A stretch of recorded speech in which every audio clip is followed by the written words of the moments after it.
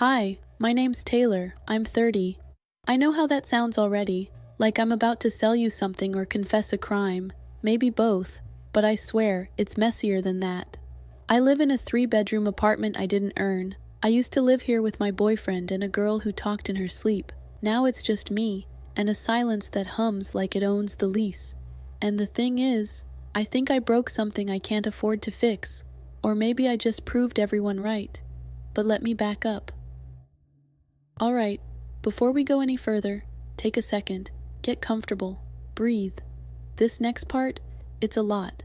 If you're into this kind of story, messy, real, kind of uncomfortable in all the honest ways, hit the like, maybe subscribe so you don't miss what's coming. And hey, if you were in my shoes, what would you have done? Let me know in the comments. I'm curious. The apartment used to belong to my aunt. She passed in 2020, left me the place and a box of ceramic owls. 3rd floor, corner unit, creaky floors, weird light patterns across the ceiling at dusk, like ghosts moving fast. It smells like peppermint oil and dust, and I keep pretending it's cozy. My boyfriend Milo moved in 2 years ago. Quiet guy, steady job, cooks like a pro because he actually is one. Corporate cafeteria stuff, nothing flashy. He pays rent. Paid, past tense. We shared the space with Laura, a grad student who wore pajamas like armor and called her thesis a slow death spiral in APA format. She moved out last week, got some internship upstate. Her room's empty now, cold and echoey like a throat cleared mid-conversation. That's when I made the listing. Room for rent, $800, includes laundry, shared kitchen, good vibes. Females preferred but open-minded. I didn't tell Milo until after I posted it. Taylor, don't you think we should have talked about this? He asked over reheated spaghetti. I did talk about it, I said. In my head, you weren't listening. He blinked, wiped sauce from his chin with the back of his hand. We don't even know who's gonna respond to that. Craigslist? Really? It's not Craigslist, I lied. It was definitely Craigslist. We didn't speak much after that. He had the morning shift and left before I got up. I spent that entire week checking email compulsively, refreshing for new messages like they were lottery numbers. I needed someone to say yes, not just to the room, to me, to this version of my life I was still pretending was fine. Then one afternoon I opened the door and he was standing there, backpack slung over one shoulder, smile like he wasn't trying too hard. Hey, he said, I'm here about the room. His name was Daniel. He looked like someone who sorted his cables. His voice had this calm tone, like jazz that doesn't need a chorus. He offered 2 months up front and didn't flinch at the deposit. Milo hated him on sight. He didn't say it out loud, of course, but the way he closed the cupboard too hard, the way he started calling Daniel that guy, it was all there, under the surface. And the worst part? I didn't hate the attention. The first thing Daniel unpacked was a rice cooker. He placed it on the kitchen counter like a totem, sleek, white, unnervingly clean. Then came his knife set, lined up like surgical tools, and 3 pairs of identical sneakers, white, spotless, no logos. He moved like someone who didn't want to disturb the air. Soft steps, muted voice, sleeves always rolled exactly 2 turns. I expected someone more awkward. He was not. He didn't flirt. He didn't overshare. He paid rent in a fat envelope with a handwritten note. For Taylor, thanks for the space. I almost framed it. Milo stayed quiet for the first few days. When he came home from work, he would nod in Daniel's direction, set his keys down with extra volume, and disappear into the bedroom. We didn't talk about it, not directly. Milo just started asking things like, so when's he leaving? And I'd say, he just moved in. And he'd go, right, of course. Daniel wasn't oblivious. He was just good at not taking up space. But good luck being invisible in an apartment with peeling paint and walls that breathed gossip. One night, I found him sitting cross-legged in the living room, eating something that smelled like garlic and honey. He looked up from his bowl. You want some? I don't even know what that is. Jimdak, spicy chicken, homemade. You made that here? He nodded. Brought my own ingredients. I can share. I said no. But I stayed. We talked. About nothing. about streaming shows, about weather, about how weird the hallway light buzzed when the heat kicked in. When I finally got up to go to bed, I realized I hadn't looked at my phone in over an hour. Later, Milo asked what we'd been laughing about. I wasn't laughing, I said. Just talking. He didn't answer, just rolled over and pulled the blanket tighter around himself, like he was building a wall out of polyester. It wasn't a love triangle. It wasn't even jealousy, not yet. But something in the apartment shifted, like the center of gravity had moved 3 inches left, and then it happened. Saturday morning. Kitchen still smelled like toast and overripe bananas. Daniel had made pancakes. I was standing at the sink, sipping cold coffee, and Milo walked in, stiff and tired-eyed. He looked at the dishes, then at me. "Must be nice," he said, "having a guy around who cooks and doesn't complain about work." It was meant to be a joke, maybe, but it landed wrong. I turned, met his eyes, and before I could stop myself said, "Yeah, it is." The silence after I said it wasn't dramatic, it was surgical. Milo didn't yell, he didn't slam the door, he just stood there, frozen in the dull morning light, like someone trying to remember how to breathe. Then he laughed, just once, dry, shallow. "Cool," he said, reaching for a mug. "Guess I know where I stand." He didn't make eye contact, didn't have to. The weight of that one sentence, I'd thrown it like a dart and it hit something soft. Daniel stayed out of the way, he always did. But that night, as I passed the hallway on my way to bed, I saw his door half open, light spilling across the floor. He was on the phone. I wasn't trying to eavesdrop, but his voice was quiet, measured. "I'm not sure how long I'll stay. Yeah, I mean, it's not tense exactly, just weird." He paused, then said something that made my stomach flip. "She's not who I thought she was." I moved before he could see me. I didn't want to hear more, not from him, not about me. Later, Milo was already in bed, curled on his side. I stood in the doorway, watching the slow rise and fall of his back. I wanted to say something, crack a joke, rewind the morning, but I couldn't find the starting line. Everything I thought of sounded fake. The next day was worse. He left early, too early for his shift. His pillow was still warm when I sat down on the bed. I glanced at his nightstand and noticed his watch was gone. Not just the everyday one, but the black fossil I got him for Christmas. He always left it behind. Always. My phone buzzed. A text from Daniel. "Did you mean what you said?" "In the kitchen." I stared at it, thumbs hovering. What was I supposed to say? Yes? No? Depends who's asking? I didn't answer. Instead, I called Milo. Straight to voicemail. Tried again. Nothing. Panic didn't hit all at once. It crept in slow, like cold water soaking into your socks. I went to the bedroom, closet door open, drawers half full, a grocery bag missing from under the sink. That's where he kept his spare shoes. Then I saw it. A note on the kitchen counter next to the toaster. Folded, no envelope. My name on the front. "You already chose. I was just too slow to see it." No signature. Just that. I stared at it for a long time. Long enough for the light to shift on the walls. Long enough to realize I didn't know when he'd actually left. Or if he was coming back. Milo was gone. Not the kind of gone where you slam a door and come back later to grab your charger. No, this was the quiet kind. The serious kind. The kind where his side of the closet looked like it had never been used. I told myself he was being dramatic, that he just needed to blow off steam. But when I opened our shared banking app and saw he'd removed his name from the rent autopay, I felt the floor tilt. Daniel stayed out of sight, maybe out of guilt, maybe because he could feel the house shift into survival mode. He used to cook dinner every other night. Now it was meal prep containers and headphones. Sometimes I heard him laughing softly in his room, but never with the door open. I left Milo 3 voicemails, each one more embarrassing than the last. The third one ended with something like, "I mean, you're not blameless either, okay?" He didn't respond, but I did get a call from the electric company. Apparently Milo had been paying that too. The apartment, once filled with passive-aggressive background noise, was now dead quiet. The silence wasn't peaceful. It was the kind that makes your thoughts louder. I started applying to jobs. That's how desperate I got. Nothing wild, just retail stuff, boutiques, vintage stores, the kind of place where my Instagram style might count for something.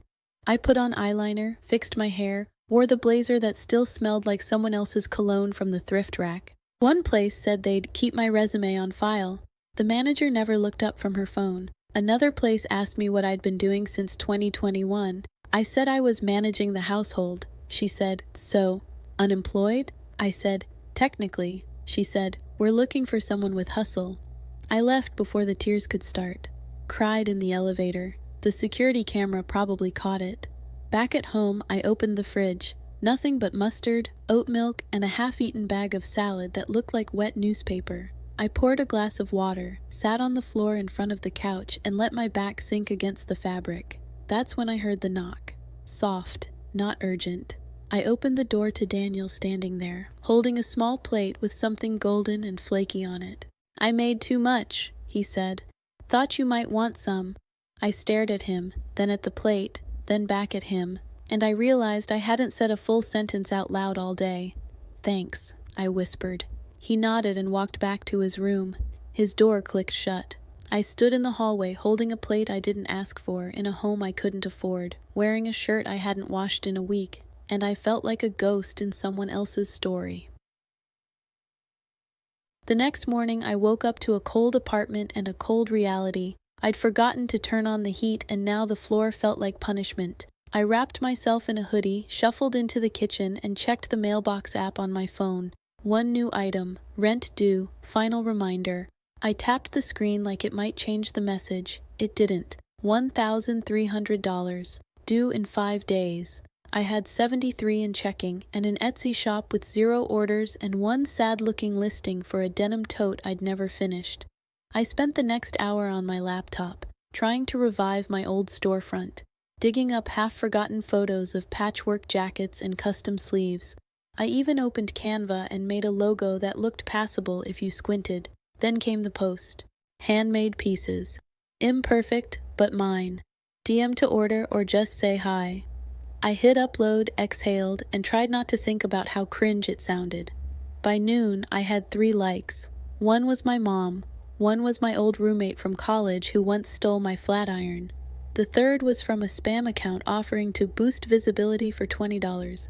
That's when I heard it, Daniel's voice on the phone again. "Yeah, I think it's time. Just wanted to give a heads up." Pause. "I'll be out by next weekend." My hands went cold before my body caught up. I stood in the hallway again, not moving, not breathing. Deja vu, but worse this time, because now the ghost story was mine alone. Later that evening, I forced myself to knock on his door. He opened it halfway, eyes cautious. "You're leaving?" He hesitated. "I didn't think it was working out." "You didn't think to tell me directly?" "I figured you'd be relieved." "I'm not." He crossed his arms, leaned against the doorframe. "Taylor, I don't think you get how much space you take up, even when you're not talking." "What does that mean?" "It means I've been living in your tension for weeks. It's not just Milo. It's everything. The way you pretend things are fine while everyone else walks on eggshells." I didn't respond, because part of me knew he was right. Then I snapped. "You're just like him. You disappear when it gets hard." Daniel shook his head. "No, I just don't want to be furniture in someone else's drama." He closed the door, not with a slam, just a soft, final click. I stood there until my legs ached. Then I walked back to the living room and stared at my half-assembled sewing table, the invoices, the silence. The next morning I wrote a note to myself on a napkin and taped it to the wall above my machine. "Grow up before the rent does." I woke up to a knock, not the usual mail drop thud or someone fumbling keys next door. This one was firm, 3 deliberate raps, then silence. It was 8:12 a.m. I shuffled to the door barefoot, half hoping it was a mistake, some lost delivery. Instead, I opened it to find a woman in a long burgundy coat, hair pinned like a bird's nest of silver curls, and lipstick the color of cherries left too long in the sun. "About time," she said. I blinked. "Sorry? You're Taylor, right? Upstairs grief tenant? I'm Greta, from 2B. Sorry, did I miss something? You missed rent. And noise. The girl with the ukulele moved out. The boyfriend's gone. The rice boy's packing. The building's gotten boring. She pushed past me like gravity owed her favors. Greta marched into my kitchen, scanned it with theatrical disapproval, then opened a paper bag and dropped 2 cans of beans and a box of spaghetti on the counter like a blessing. You're obviously flailing, and I hate seeing talent drown in pride soup. I'm sorry, what exactly is happening? She turned to face me, arms folded. You need a purpose, and breakfast. I brought both. I stood there, stunned, while she pulled out a chair, sat down like royalty holding court, and nodded toward my sewing table. Let's talk about these rags you call clothes. They're not rags. She pointed a dramatic finger. That's the spirit. Defend your wreckage. Now tell me, what's the story? And just like that, I was explaining. The patchwork jackets, the stitched phrases inside collars, the hand-dyed buttons. She asked questions, smart ones, theater director type questions. Then she leaned forward. You need a runway. I need rent money. She waved her hand. Runways make rent. By the end of that surreal morning, Greta had written up a list of local markets and art fairs. She offered me half her storage unit to shoot lookbook photos. She even pulled out her iPhone, took a photo of me at my machine, and said, There, you've been seen. The post she made read, Meet Taylor, upstairs ghost turned designer. First piece drops Friday. Watch this space. The caption had fire. Literal words, not emojis. Burning up with vision. Somehow, it worked. Within an hour, I had DMs. Not many, but enough. Someone from Queens wanted a jacket. A girl in Bushwick asked if I did custom linings. I was sewing again by dusk, fingers raw but brain alive. That night, I texted Milo. Just 4 words. I'm still here, trying. No response. But for the first time in weeks, the silence didn't feel like punishment. It felt like a page waiting to be written. It was raining, not dramatic, movie-ending rain, just the kind that soaks your sleeves before you realize it started. I was hunched over my sewing table, unpicking a crooked seam, when I heard another knock. Not Greta. Hers had rhythm. This was flat, cautious. I opened the door, and there he was. Milo, soaked, holding a cardboard box with one hand and a Trader Joe's bag in the other. His hair was longer, face leaner. Same hoodie. Mine, actually. Hey, he said, not smiling. Did you need something? He set the box down slowly. These are my things, from the closet. I stared at the box like it might hiss. You could have texted. I figured it was better like this. We stood in the doorway with the wet air between us. No yelling, no tears, just the weird ache of being strangers in a hallway where we used to kiss. I heard you're sewing again, he said. Word travels. Greta, he said. Of course. He shifted his weight, looked down. That's good. I mean it. You're actually doing it. Yeah, I said, folding my arms. Not because of you. I didn't come to take credit. Something about that, his calm, the tired edge in his voice, hit harder than I expected. I'm not mad, I said, surprising myself. I am, he said softly, but mostly at myself. For what? For thinking love could carry the whole weight. The silence between us wasn't sharp this time. It was soft, hollowed out, like we both finally had room to breathe in it. He looked past me, into the apartment. You're making something real now. Don't stop. I didn't know what to say. My mouth opened, then closed again. He picked up the Trader Joe's bag and handed it to me. There's coffee, and those dumb granola bars you like. I wasn't sure if... Anyway, take care. Milo. He was already turning. Don't look back, he said without anger. It makes it harder to walk. The door closed, and I stood there for a long time, the bag pressed against my chest like it might answer me. Inside the box, 2 shirts, a photo of us at Coney Island, and a sketchbook I'd left in his drawer. I opened it. On the inside cover, in my handwriting, first ideas, not for sharing. He'd written underneath, I never stopped believing in them. I pulled out one of his old flannels and cut it straight down the back. I was going to use it for a new piece, Not to erase him, to carry forward the part that mattered. The street was buzzing by 9 a.m., the kind of energy that makes concrete feel warm under your feet. Fold-out tents lined the block like crooked teeth. Banners flapped. Someone tuned a saxophone off-key. A tattoo artist was already inking a dragon on a guy's calf outside a coffee stand. Greta dragged my folding rack through the crowd like she'd done it 1,000 times. "Don't look scared," she muttered. "Look like your rent depends on it." "It does," I said. "Then chin up, back straight. Pretend you're not internally combusting." We were wedged between a booth selling crystals and a guy hawking hand-carved spoons. My rack held 5 jackets. A mannequin wore the patched corduroy coat I'd stitched from a thrift store couch cover. My sign read, "Repurposed Realness, handmade by Taylor." I stood behind the table, palms damp, mouth dry. Everyone walking by looked like they had somewhere better to be. Then a woman approached, mid-40s, trench coat, sunglasses, and the confident gait of someone who didn't need to explain herself. She touched the sleeve of a denim vest. "You make these?" I nodded. "Every stitch." She ran her fingers over a line of exposed seams. "Imperfect on purpose?" "Yeah," I said. "Like people." She smirked. "You believe that?" "Some days."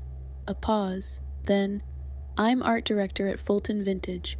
We run a seasonal capsule line for new designers. 1 weekend showcase, minimal budget, maximum visibility." I blinked. "Are you offering me?" She handed me a card. "We can talk next week, if you're still interested." Greta let out a laugh so sharp the spoon guy jumped.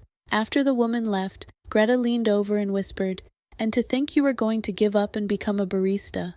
I never said that. Not in words, but your eyes were steamed milk and regret. More people stopped by after that. A pair of college kids asked about custom lining. A local drag queen bought the corduroy jacket right off the mannequin and said, "I'm naming this meltdown chic." The sun shifted. My voice got hoarse. Greta danced to whatever jazz the booth across from us played on loop. By late afternoon, I'd sold 3 pieces and booked 2 commissions. My hands were stained with chalk and dust.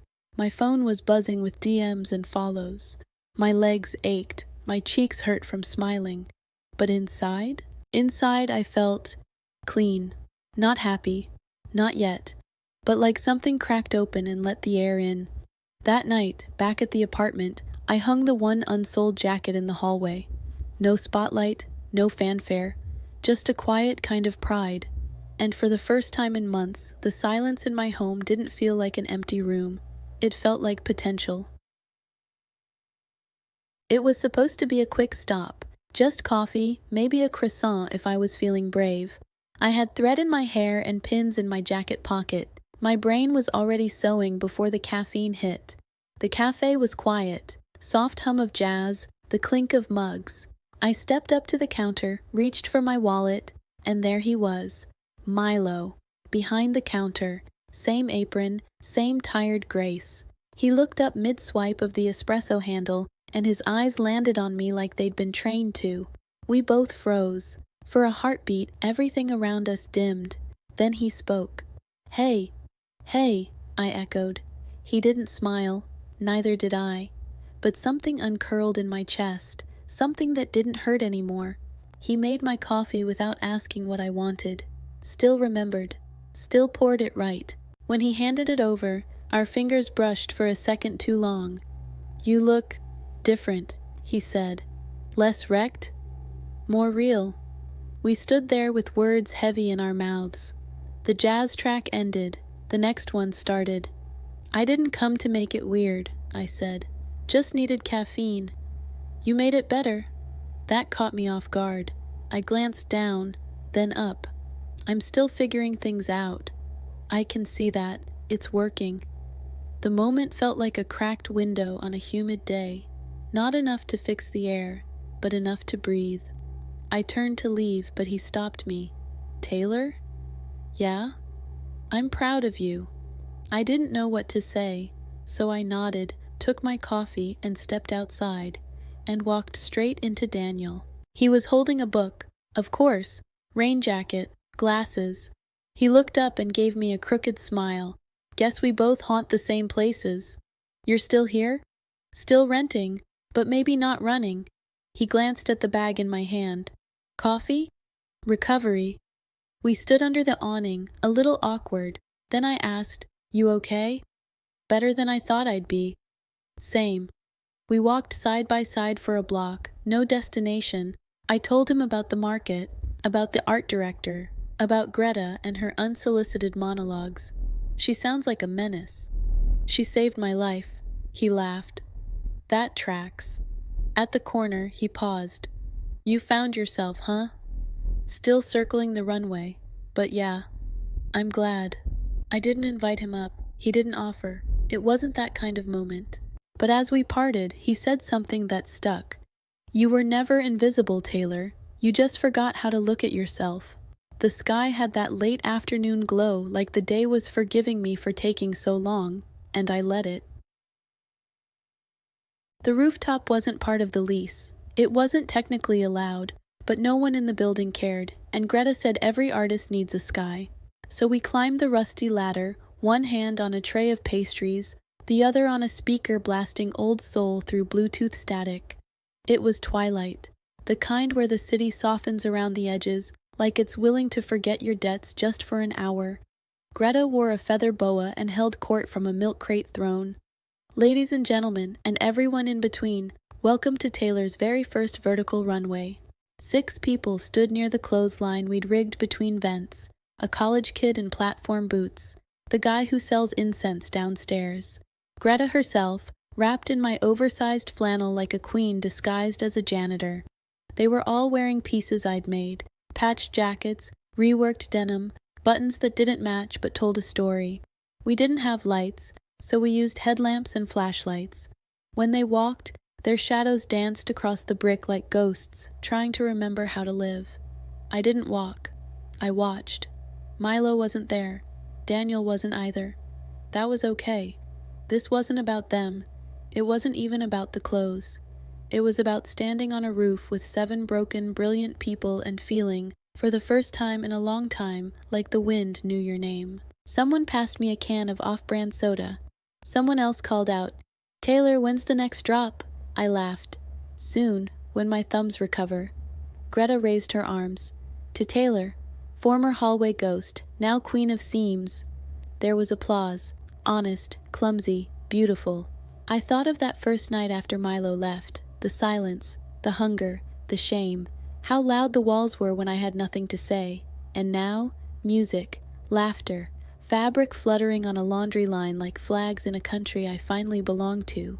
Later, as everyone filtered downstairs, I stayed behind.